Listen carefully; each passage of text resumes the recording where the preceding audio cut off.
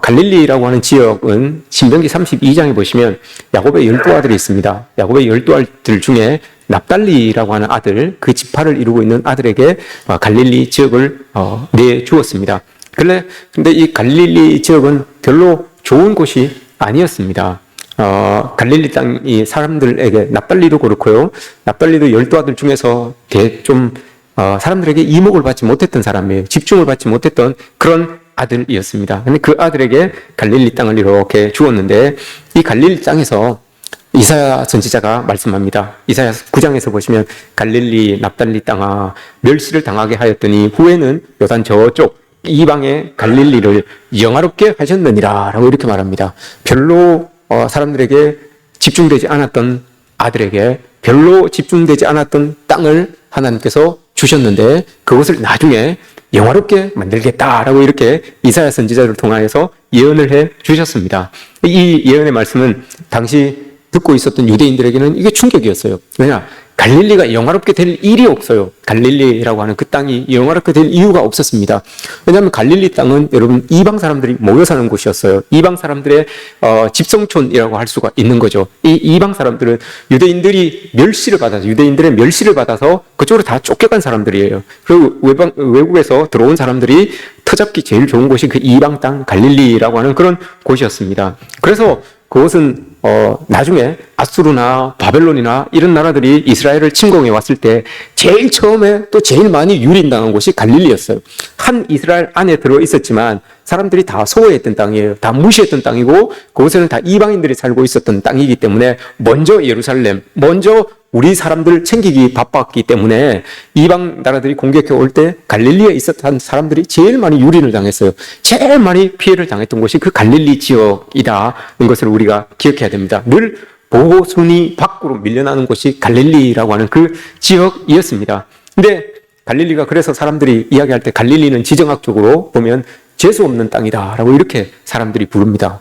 갈릴리는 왠지 감히 가기가 좀 꺼려지고 괜히 안 가고 싶고 한 그런 동네가 갈릴리라고 하는 그런 동네였습니다. 근데 하나님께서 그 가장 어둠이 심하였던 그 땅에 예수 그리스도를 보내주셔서 하나님의 백성들을 회복시키시는 놀라운 기적을 여러분 갈릴리에서 행하십니다. 갈릴리에서 여러분 하나님이 행하신 이적이 제일 많아요. 제일 커요. 그런 예언이 700년이 지나서 예수 그리스도가 그 땅에 오심으로 인하여서 하나님의 말씀이 성취되는 그런 은혜가 있었던 곳이 갈릴리라고 하는 그 땅입니다. 갈릴리 연안에 여러분 도시를 한번 볼까요? 지도를 제가 잠깐 보여드리겠습니다. 있습니까? 네. 이게 갈릴리 주변에서 일어났던, 갈릴리 호수 주변에서 일어났던 이적들입니다. 갈릴리 저 호수가 여러분 깊은 데는 저기 보시면 49라고 적혀 있습니까? 49m 정도의 수심이 있는 그런 호수였습니다. 가로 세로가 다 해봤자 가로가 여러분 한 20km 정도, 세로가 한 17km 정도 되는 그런 호수예요. 저 주변으로 이방 사람들이 이제 다 이렇게 자리 잡고 있었던 거예요. 근데 보세요. 하나님의 이적이, 예수 그리스도의 이적이 저렇게 많아요.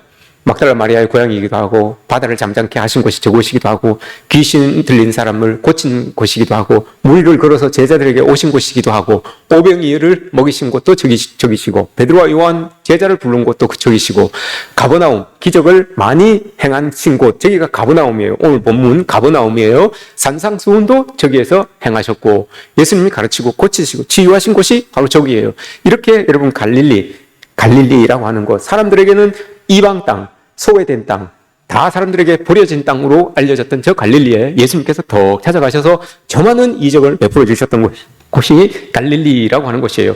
오늘 특별히 갈릴리라고 하는 것은 여러분 큰 공장들이 없어요. 다 수공업이에요. 다 수공업이라서 이방 사람들이 있다 보니까 기술은 많잖아요.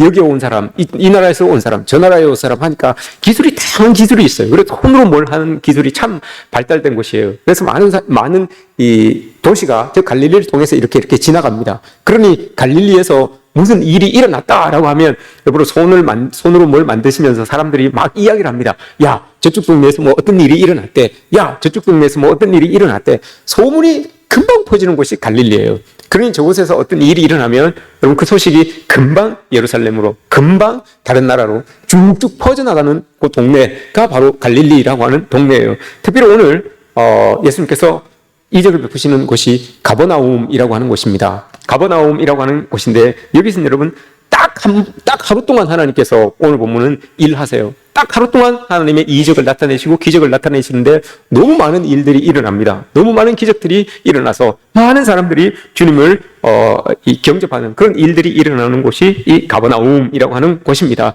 여러분 하나님께서 딱 하루 일하십니다. 예수님께서 딱 하루 가버나움에서 일하시는데 많은 기적이 일어나잖아요.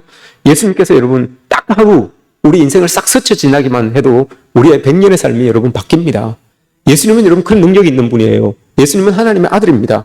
그 하나님이 하루 딱 지나시는데 엄청난 일들이 일어나잖아요. 여러분들이 힘들고 어려운 일들, 해결되지 못하는 일들, 여러분 딱 하루 하나님께서 여러분들의 삶의 자리에 딱 임하시면 모든 것들이 해결될 줄 믿습니다. 그 믿음으로 오늘 말씀을 보셨으면 좋겠습니다. 예수님이 가버나움에 도착하셨습니다. 근데 마침 도착하신 날이 안식일이었어요. 안식일에 회당에 이렇게 들어가시죠. 근데 가버나움에 들르기 전에 고향에 있었어요. 고향에 계셨는데, 고향 나사렛에서 계셨는데, 나사렛에서 예수님께서 환영을 못 받습니다. 선지자가 고향에서 높임을 받지 못한다라는 그 말씀이 있듯이 환영을 받지 못합니다. 우리 읽지는 않았지만 그 위에 본문을 보시면 그 안에 나사렛에서 있었던 사람들이 막 예수님을 향하여서 돌을 던지고 막 쫓아냅니다. 쫓아내고 해서 저기 동네 낭떠러지까지 몰고 와서 낭떠러지에서 떨어뜨려서 죽이려고 하는 그런 모습이 있었어요. 예수님 그래도 고향 사람들인데 고향에서 많은 이적들을 베풀어서 고향 사람들이 좀 사람들에게 인정받고 대접받고 이렇게 변화된 모습으로 살기를 원했던 그런 마음이 있었을 텐데 고향 사람들은 예수님을 아니까 너 목수의 아들 아니야. 너 목수의 아들 아니야. 라고 이렇게 이야기하면서 예수님의 그 진가를 알아보지 못하고 예수님을 쫓아냅니다. 하나님의 아들이라고 그러니까 메시아라고 그러니까 저 사람이 정신이 좀 나갔나 싶어서 동네 수치로 여겨서 예수님을 막 몰아냅니다. 이런 모습들이 나사렛 고향에서 있었어요, 여러분. 참 예수님을 잘 알는 예수님을 잘 안다고 하는 그 선입견이 여러분 참 이 하나님의 이적을 하나님의 일을 가로막는 그런 모습들이 이 나사렛 고향에서 있어졌습니다. 예수님은 그냥 그 모습을 그냥 툭 털어버리고 가버나움으로 이렇게 들어오신 거예요. 우리도 살다 보면 여러분 나를 가장 잘 아는 사람이 나를 낭떠러지로 이렇게 밀고 갈 수도 있어요. 내가 가장 의존하였고 의지하였던 사람이 여러분 나를 이렇게 뒤통수 치는 그런 모습들이 있을 수 있어요. 그러나 여러분 여기에 너무 연연하지 마십시오. 사람은 여러분 우리가 의지할 대상이 아닙니다. 사랑할 사람입니다. 그냥 사랑해야 됩니다. 그런 사람들이 여러분 우리 인생에서 얼마나 많겠습니까? 그러나 그런 사람들도 다 여러분 그리스도의 사랑으로 그리스도의 능력으로 여러분 다 품어내시기를 바랍니다. 예수님이 툭툭 들고 가버나움으로 들어오셨습니다. 가버나움에 들어오셔서 회당에서 하나님 말씀을 딱 선포합니다. 근데 지금 가버나움에 있는 사람들은 예수님의 말씀을 기다리는 게 아니에요. 이적을 원하는 거예요. 갈릴리 가나에서 행하였다는 그 이적들, 예루살렘에서 행하였다는 그 이적들, 이걸 여러분 보고 싶은 거예요. 이걸 만나고 싶은 것이고 이걸 체험하고 싶은 거예요. 근데 하나님이 오셔서 회당에서 말씀부터 증거하십니다. 여러분 예수 그리스도는 말씀 없이 이적을 행하지 않습니다. 말씀 없이 여러분 기적을 행하지 않습니다. 이 하나님의 말씀은 기적이라고 하는 것은 하나님의 말씀을 입증시키는 도구이지 이게 주가 아니에요, 여러분. 누가 먹을 것이 생겨나고 누가 치유받고 뭐 마귀가 떠나가고 이런 건 여러분 말씀을 입증시키는 살아계신 하나님의 말씀입니다라는 것을 입증시키기 위한 하나의 도구들이지 그 기적이 여러분 본질이 아니라는 것을 여러분 우리가 알아야 됩니다. 그래서 우리도 하나님 앞에 기도할 때 말씀을 붙들고 기도해야 되지 기적을 붙들고 기도하면 안 돼요. 말씀을 붙들고 기도해야지 말씀을 붙든 그 기도가 기적으로 또 응답으로 이렇게 나타나게 되는 겁니다. 이걸 예수님은 가르쳐 주는 거예요. 난 말씀을 입증하는 것이지 기적을 베푸는 것이 이게 나의 주 임무가 아니라는 것을 예수님께서 보여주고 있는 거잖아요. 하나님의 말씀이 다른 사람이 오늘 본문에서 보시면 권위가 있더라라고 이렇게 이야기를 합니다. 그 가르치심에 논란이 있는 그 말씀이 권위가 있음이러라라고 이렇게 이야기를 합니다. 권위가 있는 이유가 여러분 뭐겠습니까? 요한복음 14장 10절에서 예수님께서 이렇게 말합니다. 내가 너희에게 이르는 말은 내 스스로 하는 것이 아니다. 내 안에 하나님이 계시는데 그 하나님이 나에게 주시는 말씀 이 말씀을 너희에게 행하고 있다라고 이렇게 말씀하세요. 요한복음 14장 10절. 그래서 여러분 권위가 있는 거예요. 하나님의 말씀은 여러분 하나님의 마음이 어디에 있는지 하나님의 생각과 늘 동기화되어 있기 때문에 그 하나님의 생각이 자기의 말씀을 통하여서, 하나님의 마음이 자기의 말씀을 통하여서 나오기 때문에, 그래서 하나님의 권위가 예수님 말씀 안에 녹아져서 예수님의 말씀이 권위가 있는 거예요. 그냥 권위가 있는 것이 아니라 하나님과 늘 동행하기 때문에, 늘 하나님과 교제하기 때문에, 하나님의 마음이 담겨져 있는 말씀이기 때문에, 하나님의 생각이 담겨져 있는 말씀이기 때문에 그 말씀 가운데 권위가 나타나는 거예요. 여러분, 그래서 여러분 하나님의 말씀을 꼭 붙들고 살아야 되는 이유가 그겁니다. 이 말씀 가운데 하나님의 권위가 있기 때문에, 하나님의 마음이 있고 하나님의 생각이 담겨져 있기 때문에 그 말씀을 붙들고 살아가는 사람들에게 여러분 권위가 나타나게 되는 겁니다. 그래서 우리는 말씀을 붙들고 사는 것이죠. 말씀을 전하는 중에 권위가 있으니까, 그 말씀이 권위가 있으니까 말씀을 전하는 중에 일이 이제 일어납니다. 해프닝이 일어나기 시작합니다. 권위가 있는 말씀이 떨어지는 곳에는 여러분 변화가 일어나게 되어 있어요. 하나님의 말씀이 떨어지는 곳에는 여러분 어떤 일들이 일어나게 되어 있어요. 그 가운데 문제가 있다면, 그 가운데 하나님이 계시고 예수님이 계시고 예수님이 말씀을 전하는 그곳에 어떤 문제가 있다면, 어떤 아픔이 있다면 분명 말씀으로 인하여서, 말씀이 가지고 있는 그 권위로 인하여서 그 문제가 해결되고 그 병들이 떠나가게 되는 역사가 일어나는 건 당연한 거예요. 오늘 말씀이 떨어집니다. 회당 가운데 여러분 귀신 들린 사람이 있었어요. 참 이 사람도 대단한 사람이죠. 귀신 들렸는데 예배 드리러 온 거예요. 귀신 들렸는데 예배 드리러 온 거예요. 그 예배 드리러 와 있는데 이제 정신이 드니까 예배가 드리고 싶은 마음이 있을 거 아닙니까? 정신이 마귀에게 100% 사로잡혀 있을 때는 예배가 뭔지도 모르고 그냥 막 불구덩이에 넘어지기도 하고 막 소리 지르며 돌아다니기도 하고 하는데, 정신이 드니까 예수님을 찾고 싶은 거죠. 정신이 드니까 하나님 앞에 예배 드리고 싶은 거예요. 그 정신을 가지고 나와서 하나님 앞에 예배를 드리고 있었던 거예요. 말씀을 듣고 있었던 거예요. 근데 그 권위 있는 하나님의 말씀이 그곳에 떨어지니까 그걸 사로잡고 있었던 귀신이 여러분 뛰쳐나올 수밖에 없는 거예요. 하나님의 말씀이 내 중심에 쑥 들어오니까 나를 잡고 있었던 그 마귀가 튀어나올 수밖에 없는 거예요. 하나님의 거룩한 것들이, 하나님의 선하고 신실한 것들이, 권위 있는 것들이 내 마음속에 쑥 들어오니까 내 마음에 가지고 있었던 그 더럽고 추한 것들이, 악한 것들이 튀어나올 수밖에 없는 거죠. 그래서 마귀에 잡혀 있었던 그 사람에게서 마귀가 튀어나옵니다. 마귀가 튀어나오면서 하나님 앞에 막 소리를 질러요. 이 예배 가운데 여러분, 우리 예배 가운데 누가 한번 소리를 막 지르면서 돌아다닌다고 한번 생각해 보십시오. 예배 중에 핸드폰만 한번 울려도 분위기가 이상해지는데, 그죠? 핸드폰만 한번 띠리리리 이렇게 해도 분위기가 이상해지는데, 마귀 들린 사람이, 귀신 들린 사람이 일어나서 막 돌아다닌다고 한번 생각해 보십시오, 여러분. 이 분위기가 어떻겠습니까? 여러분들은 경험해 보지 못했죠? 저는 경험해 본 적이 있습니다. 제가 교육전도사 시절에 어디서는 제가 이야기하면 안 되겠죠? 그곳에서 예배를 드리고 있는데 한 분이 그런 일이 있었던 거예요. 늘 그분은 조기에 앉아 계셨어요. 늘 그분은 조기에 앉아 계셨어요. 그런데 예배 중에 소리를 지르면서 자기도 그게 안타까운 거예요. 자기 스스로 통제가 안 되니까 자기도 안타까운 거예요. 그러면서 소리를 치면서, 가슴을 치면서 이 문 밖으로 나가요. 저는 아직도 그분이 기억이 나요. 성함도 아직도 기억이 나요. 막 가슴을 치면서 소리를 지르면서 자기는 소리 지르고 싶지 않은데 앉아서 예배 드리고 싶은데 그게 통제가 안 되는 거예요. 자기가 소리는 소리대로 지르고 가슴은 가슴대로 치면서, 그리고 예배당 밖으로 이렇게 나가요. 그럼 여러분 예배 끝나고 나면 식당에 이렇게 앉아있는 그 모습을 보면 너무너무 안타깝고 너무너무 마음 아프죠.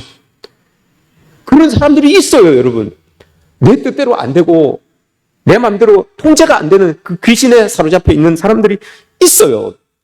근데 그 귀신에 사로잡혀 있었던 사람이 오늘 하나님의 말씀을 통하여서, 예수님의 말씀을 통하여서 그를 사로잡고 있었던 귀신이 여러분 떠나가요. 떠나가면서 막 하나님 앞에 소리를 지르죠. 여러분, 우리도 100% 귀신에게 붙들려 있지는 않지만 어느 정도 여러분, 우리도 우리를 억누르고 있는 그 어둠의 세력들이 있어요. 우울증이 있다든지, 내가 조절하지 못하는 그런 분노를 가지고 있다든지, 아니면 어떤 트라우마가 있다든지, 여러분 이게 다 어둠의 권세에 이렇게 잡혀 있는 것 아닙니까? 오늘 이 시간 하나님의 말씀이 여러분들에게 선포될 때 정말 여러분들을 억누르고 있는, 여러분들을 사로잡고 있는 그 모든 어둠의 세력들이 물러가게 될 줄 주님의 이름으로 축복합니다. 여러분들 모두에게서, 여러분들의 삶의 영역 모든 자리에서 어둠의 세력들이 떠나가는 그런 은혜가 있기를 주님의 이름으로 축복합니다. 하나님께서 여러분 이렇게 하니까 이 마귀도 여러분 귀신같이 알아요. 귀신이 귀신같이 알아요. 예수님이 누군지 귀신같이 알잖아요. 내가 당신 누군지 압니다 라고 이렇게 해요. 당신은 하나님의 거룩한 사람입니다 라고 이렇게 말합니다. 네, 예수님께서 뭐라고 합니까? 입 다물고 그 사람에게서 빨리 나와라 라고 이렇게 이야기를 해요. 입 다물고 빨리 나와라고 이렇게 이야기를 합니다.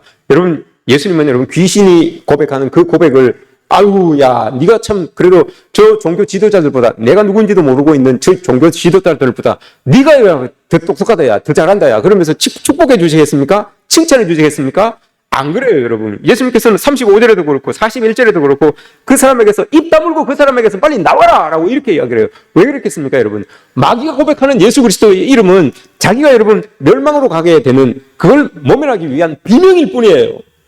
한 영혼이 불쌍히 여기 하나님이 불쌍히 여기는 한 영혼이 예수 그리스도의 이름을 부르짖을 때는 하나님은 그를 긍휼히 여기시고 품어줍니다. 그러나 마귀가 여러분 예수 그리스도의 이름을 부르짖을 때는 꾸짖어요. 뭐냐? 그건 여러분 예수 그리스도에 대한 고백이 아니라 믿음의 고백이 아니라 자기의 멸망을 면해보고 싶은 비명이에요.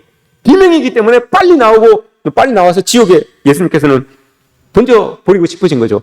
요한 1서에 보시면 이 하나님의 예수님의 일이 있어요. 근데 예수님의 일이 있는데 이걸 여러분 마귀가 잘 알고 있었던 거죠. 요한 1서 3장 8절 말씀. 하나님의 아들이 나타나신 것은 마귀의 일을 멸하라 하심이라 라고 이렇게 얘기해요. 마귀는 처음부터 거짓말하는 사람입니다. 마귀는 처음부터 범죄한 사람입니다. 그래서 하나님의 아들이 나타나신 것은 마귀를 멸하게 하시기 위하여 나타났습니다. 라고 이렇게 요한 1서 3장 8절에서 말씀하세요.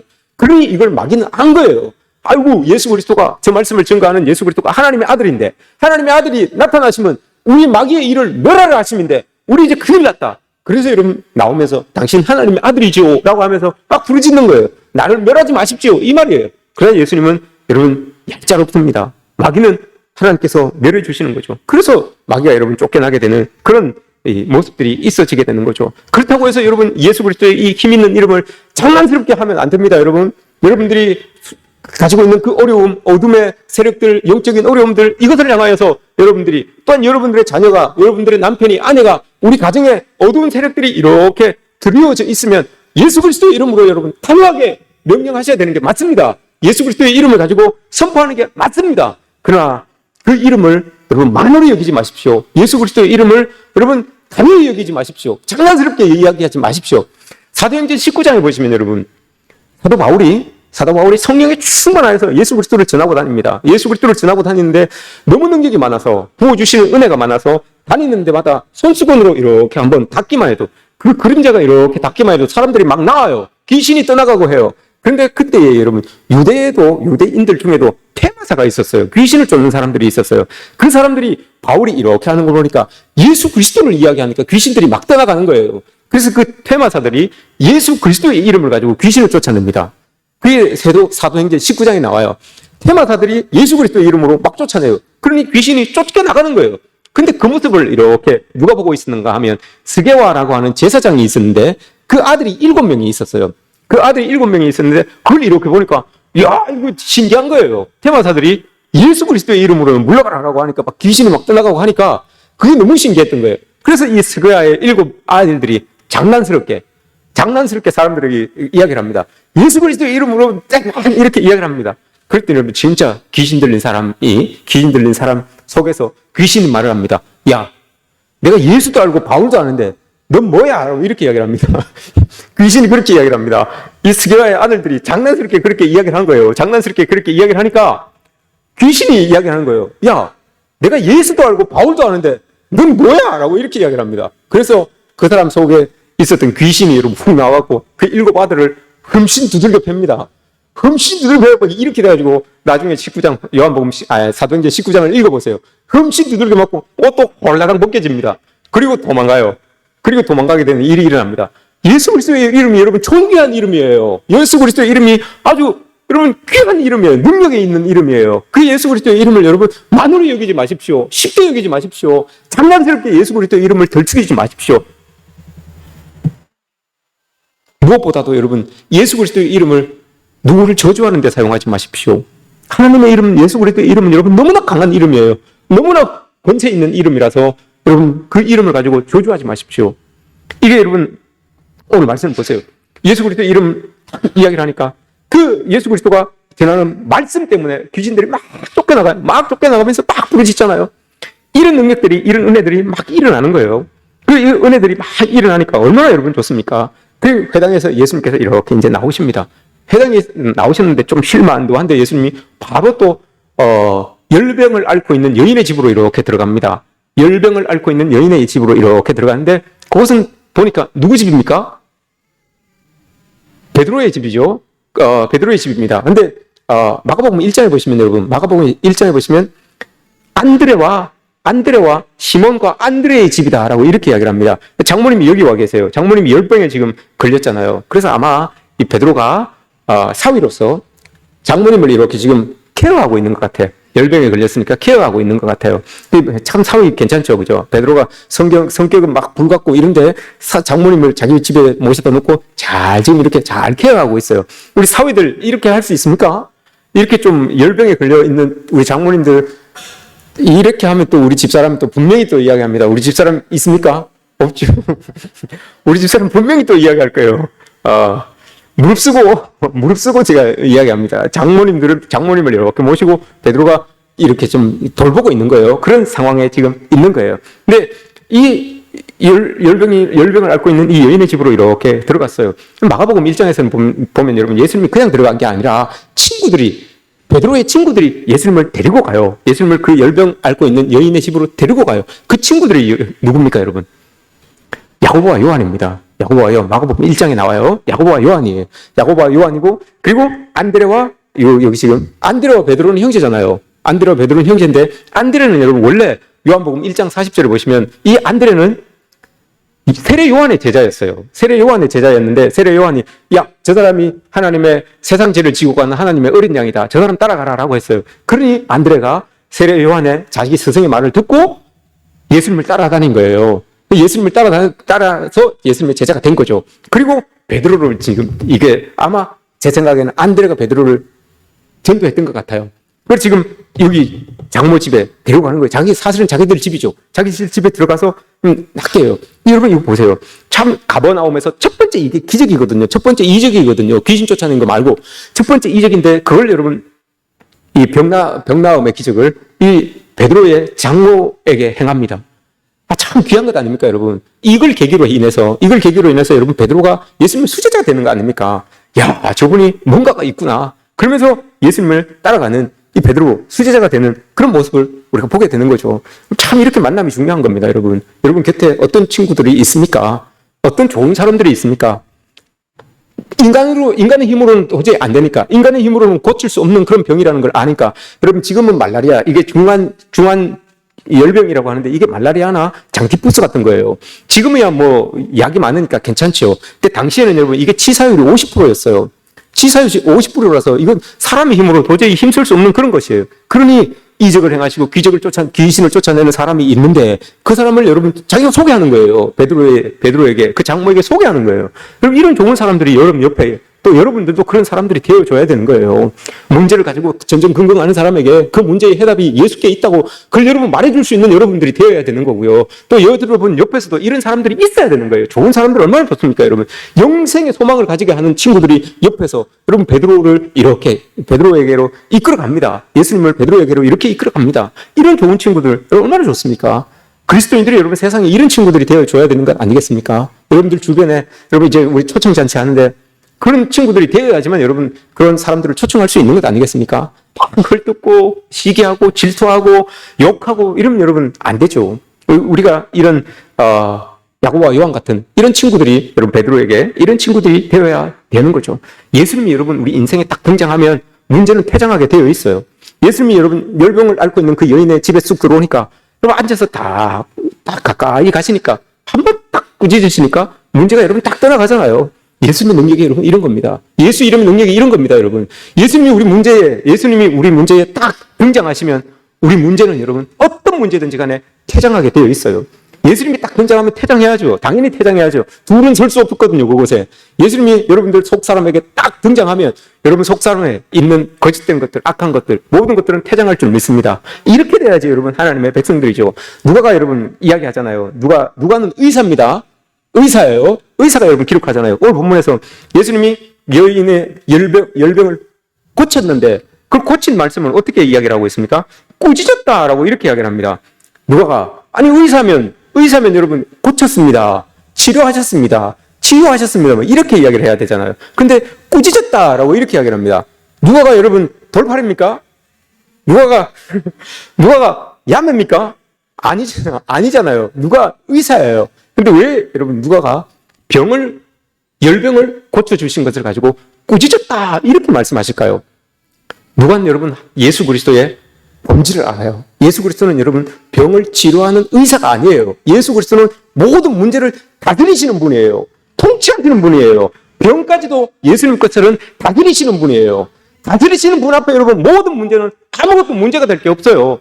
예수님의 이름으로 모든 걸 다스리니까 여러분 다스리는 자가 능력이 있습니까? 치유하는 자가 능력이 있습니까? 다스리는 자가 능력이 있는 거예요. 누가는 예수님은 온 천지 만물을 다스리고 모든 문제를 다스리시는 분이라는 것을 밝혀주고 있는 거예요. 이런 예수님을 지금 누가가 이야기를 하고 있는 거죠. 온갖 병자들 예수님께서 일일이 다 안수하시면서 여러분 다 그 문제들을 다스려 주십니다. 예수님이 여러분 다스리면 나만 알 문제가 없어요. 이런 은혜를 여러분 우리가 누리며 사는 거죠. 옛날에 여러분 CCC 담임 간사셨던 우리 김남준 목사님 계시죠. 그분이 여러분 이런 집회 때 이런 말씀을 하셨어요. 청소년들 모아놓고 집회를 하셨는데 백문일답이라는 게 있었어요. 여러분 제가 언젠가 한번 여러분들과 한번 했었는데 백문일답 100가지의 문제가 있어도 답은 하나, 오직 해결책은 하나다고 했어요. 그게 뭐라고 했습니까 여러분? 100가지의 문제를 가지고 다 나왔어요. 사람들이 나에게 100가지 1000가지 문제가 있는데 답은 오로지 하나예요. 뭡니까? 예수 그리스도예요. 예수 그리스도. 여러분 한번 해볼까요? 100가지 문제가 여러분들에게 있어요. 답은 오로지 하나 예수 그리스도예요. 답은 오로지 하나 예수 그리스도예요.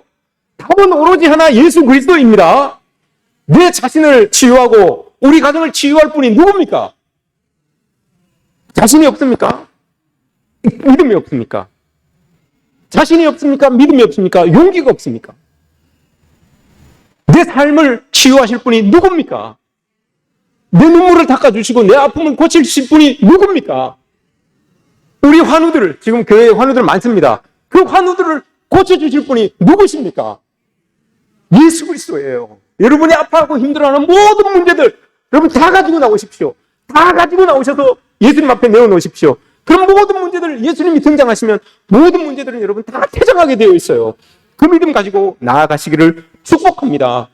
예수님 여러분 이런 능력이 있으시니까 이런 은혜가 있으시니까 하루도 쉬지 않아요. 잠시도 쉬지 않아요. 자꾸 그 고백을 받고 문제를 해결해 주고 싶은 마음이 있으시기 때문에 잠시도 쉬지 않고 다니십니다. 계속해서 다니세요. 오늘 본문도 보세요, 여러분. 그 초인적인 힘이 어디서 나옵니까, 여러분? 사도행전 10장에서 말합니다. 사도행전 10장 38절에서 하나님이 나사렛 예수에게 성령과 능력을 물 붓듯이 부어주심으로 성령과 능력을 물 붓듯이 부어주심으로 여러분 예수 그리스도는 쉬지 않아요. 쉬지 않으면서 그 성령과 능력을 물 붓듯이 부음받은 그 성령과 능력을 사람들에게 여러분 나눠주고 그것을 가지고 고쳐주시고 치유하고 다니시고 계시는 것을 우리가 보게 되죠. 여러분 예수 그리스도의 그 능력과 그 성령의 충만하심이 오늘 이 자리에 있는 여러분들에게 임하시기를 주님의 이름으로 축복합니다. 예수님도 왜 안 피곤했겠습니까 여러분? 왜 힘들지 않았겠습니까 여러분? 그러나 성령과 능력에 사로잡혀서 하다 보니까 그 힘든 것도 다 잊어버리는 거예요. 다 물리치고 여러분 나가서 하는 거잖아요. 오늘 말씀에서 보세요. 40절에 해질 무렵에 온갖 병자들이 찾아왔어요. 근데 여러분 그 42절 보세요. 날이 밝음에 계속해서 사역을 한 거예요. 해질 무렵부터 사람들이 찾아들기 시작했는데 밤샐 때까지 일을 하셨던 거예요. 근데 여러분 보세요. 42절 그 뒤에 보세요. 한적한 곳에 가시니 여러분 이 한적한 곳에 왜 가셨겠습니까? 아우 내가 오늘 너무 많이 사역했으니까 오늘 좀 쉬어야 되겠다. 좀 이따가 나 한숨 자고 일어나서 할 테니까 좀 이따가 와요. 이러지 않냐고 여러분 날이 밝았어요. 많은 사람들이 여전히 있겠죠. 근데 예수님께서 한적한 곳에 가시니라고 이렇게 이야기를 합니다. 한적한 곳에 왜 가셨습니까 여러분? 사람들 보기도 싫어서 한적한 곳에 가셨겠습니까? 한적한 곳에 왜 가셨습니까 여러분? 기도하러 가셨죠. 여기 지금 날이 밝음에 이건 새벽이에요 여러분. 새벽에 여러분 그 밤새 많은 사람들을 일일이 다니면서 여러분 안수해 주시고 낫게 하셨는데 새벽에 이렇게 새벽 미명이 밝아오니까 그때 여러분 시로 잠자리 이불 속으로 들어간 것이 아니라 기도하러 한적한 곳에 이렇게 가십니다. 그곳에서 여러분 기도하시잖아요. 왜 여러분 이걸 보여주시겠습니까? 예수 그리스도의 인생의 우선순위가 뭔지를 지금 보여주는 거잖아요. 여러분 이 세상 천하 만물을 통틀어서 기도하지 않고 살아도 되는 분이 바로 예수님 한 분밖에 없어요. 그분의 인격이 모자랍니까? 이분의 여러분 능력이 모자랍니까? 기도하지 않고 살아도 될 딱 한 사람만 뽑으려면 예수 그리스도밖에 없어요. 그런데 여러분, 이 예수님이 여러분 아무 능력도 없는 사람처럼 새벽에 예수님께로 나가서 혼자 무릎 꿇고 하나님께 기도를 하고 있어요. 주의 능력을, 주님의 성령을 오늘도 기름 붓듯이 나에게 부어주십시오. 아무 능력도 없는 사람처럼 여러분 예수님께 나가서 기도하고 있잖아요. 여러분 얼마나 예수님보다 능력이 많으십니까? 아니면 예수님보다 성령의 기름 부음이 많으십니까? 어떠십니까, 여러분? 새벽에 기도하러 나오란 말입니다. 새벽에 기도하러 나오란 말입니다. 피곤해서 일이 바빠서, 여러분, 일 바쁘다고 하여서, 바쁘다고 돌아다녔는데, 바쁘다고 다니셨는데, 여러분, 그 일 다 해결되셨습니까? 몸이 안 좋아서 내가 시간에, 새벽에 좀 쉬어야 되는데, 여러분, 새벽에 푹 쉬었다고 해서 몸이 여러분 획기적으로 좀 나아지셨습니까? 아니잖아요, 여러분. 10분이 여러분 10년의 문제를 해결할 수 있습니다. 1분이 여러분 10년의 문제를 해결할 수 있는 능력이 바로 예수 그리스도 앞에 엎드려 기도하는 거예요. 새벽 기도 왜 만들어가지고 이렇게 누가 만들었는지 막 궁시렁거리는 분들이 있죠. 예수님께서 만들으셨어요. 예수님께서 와서 이제 나중에 가서 예수님께 그러세요. 예수님께서 궁시렁 그랬는데 예수님께 이야기하세요. 예수님이 새벽 기도 만드셔가지고 이렇게 만들어 놓으셨으니까 예수님 날마다 새벽에 가서 기도하셨으니까 여러분들이 알아서 하십시오. 마틴 루터가 여러분 그렇게 기도했다고 하잖아요. 내가 할 일이 너무 많아서, 너무 바빠서, 너무 날 찾는 사람들이 많아서 난 3시간 이상 기도하지 않고는 버튼 열 수가 없다라고 이렇게 이야기를 했다잖아요. 종교개혁가가 그렇게 했다잖아요. 우리는 종교는 개혁하지 못해도 내 삶은 좀 개혁해야 되지 않겠습니까? 그러면 여러분 우리가 기도하면서 하나님 앞에 좀 하나님의 붙들림을 좀 받아야 되지 않겠습니까? 하나님의 성령으로, 주님의 능력으로 우리가 좀 붙들림 받아야 되지 않겠습니까? 그래야 여러분 우리 어려울 때 진짜 힘들고 어려울 때 기적에 여러분 말로 홈런이 터지는 것 아닙니까?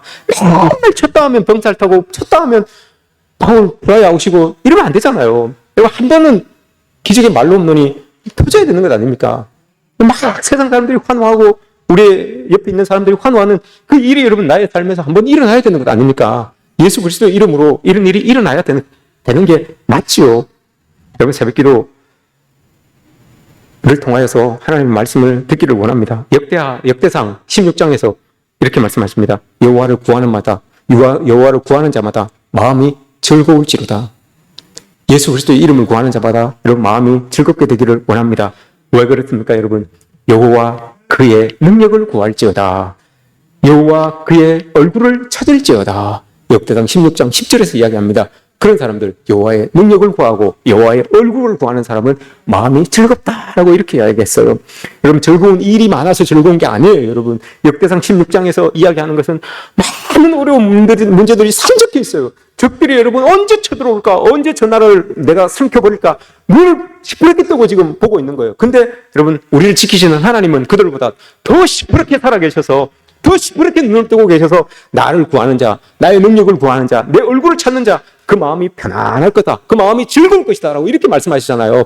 여러분, 문제가 없으시면 여러분, 예수 그리스도의 얼굴을 안 찾으셔도 됩니다. 문제가 없으신 분들은 하나님의 능력을 구하지 않으셔도 돼요. 단언컨대 문제가 없으신 분들은 예수 그리스도를 찾으시지 않으셔도 됩니다. 그러나 조그마한 문제만이라도 있은 분이라면, 그 문제가 해결되기를 바라는 분이라면 여호와의 얼굴을 구하시기 바랍니다. 여호와의 이름을 찾으시길 바랍니다. 주님의 능력을 구하시기 바랍니다. 그러면 예수님께서 우리 앞에 딱 등장하여 주셔서 우리가 가지고 있는 모든 문제들이 퇴장하게 될 줄 믿습니다. 여러분 갈릴리가 이런 곳이었어요. 가버나움이 여러분 이런 곳이었어서 모든 사람들에게 외면당했던 그곳, 모든 사람들이 밀어내어서 어쩔 수 없이 가야 되었던 그곳, 모든 사람들이 재수없다고 손가락질했던 그곳. 어떻게 보면 여러분 이 갈릴리가 우리의 처지와도 비슷해요. 여러분 누가 여러분 나를 반겨주겠습니까? 누가 제 가운데 있는 나를 여러분 사랑해 주겠습니까? 자꾸 밀어내어서 우리 다 갈릴리 같은 사람들이에요. 가버나움 같은 사람들이에요. 누구에게도 관심받지 못하고 누구에도 어디에도 여러분 예루살렘처럼 중심에 서지 못하는 그런 사람들이잖아요. 근데 예수님께서 우리에게 찾아와 주셨어요. 예수님께서 우리 갈릴리 같은 가버나움 같은 우리에게 찾아와 주셔서 그 많고 많은 문제들, 많은 사람들이 여러분 힐난하던 그 모든 우리의 상황들을 예수님이 여러분 다 치유해 주셨어요. 그래서 결국은 어떻게 됐습니까? 그 땅 갈릴리가 영광을 얻을지어다. 이렇게 말씀하셨어요. 여러분 예수 그리스도로 인하여서 우리가 영광받게 될 줄 믿습니다. 갈릴리, 가버나움 같은 우리가 예수 그리스도의 이름을 의지하며 나아갈 때 영화롭게 되어서 하나님께 영광을 돌리는 그런 인생이 될 줄 믿습니다. 바라고 원하기는 우리 인생들 많은 문제들, 어려움들이 있습니다. 갈릴리에서 행하셨던 그 예수님의 기적, 예수님의 치유, 예수님의 이적, 예수님의 병 낫게 하심, 예수님이 귀신을 쫓아내신 그 능력, 여러분들 가정에, 여러분들 자녀에, 여러분들 일터에, 여러분들이 앓고 있는 모든 문제들에 이 이적이 일어나기를 주님의 이름으로 축복합니다. 특별히 우리 환우들, 영적으로 육적으로 환우들이 있습니다. 우리 환우들에게 하나님의 은혜가 갈릴리 가버나움에서 베풀어 주셨던 그 은혜가 우리 영적으로 육적으로 병화를 앓고 있는 우리 성도들에게, 우리 환우들에게 있어지기를 주님의 이름으로 간절히 축원하옵니다.